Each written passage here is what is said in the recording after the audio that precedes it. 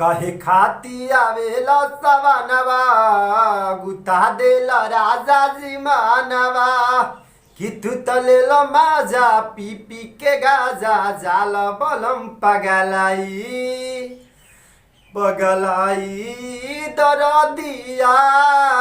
करता कलाई कि भंगिया हमसे न पिसाई काहे खाती आवेला सवानवा गुता देला राजा जी मानवा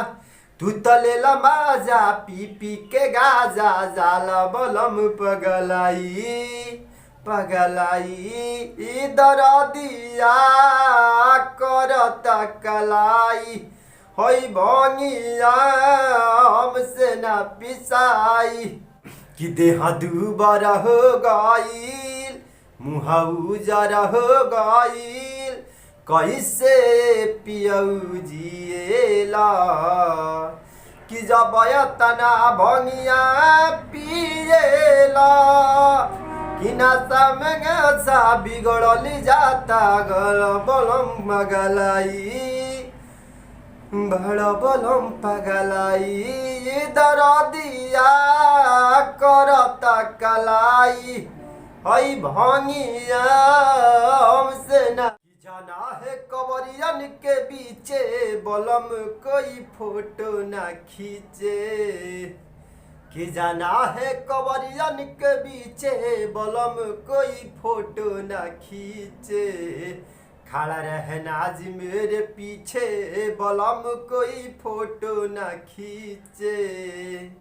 कि जाना है कवरियन के बीचे बलम कोई फोटो न खींचे कि जाना है कवरियन के बीचे बलम कोई फोटो न खींचे अखाड़ा रहना जी मेरे पीछे बलम कोई फोटो न खींचे कि दुल्हन बानी अभी नई नवेली भीड़ भाड़ होला ओई जी होला ठेला ठेली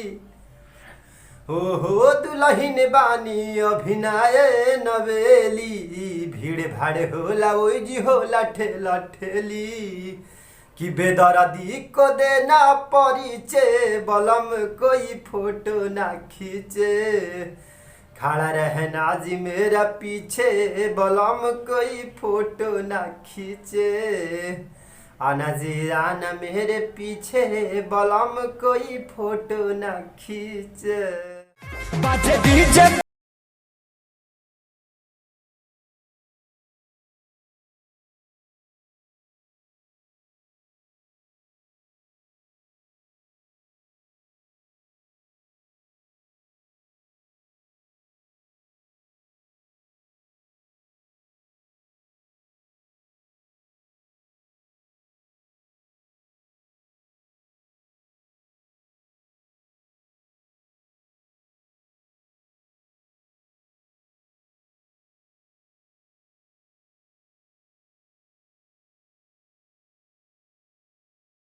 Key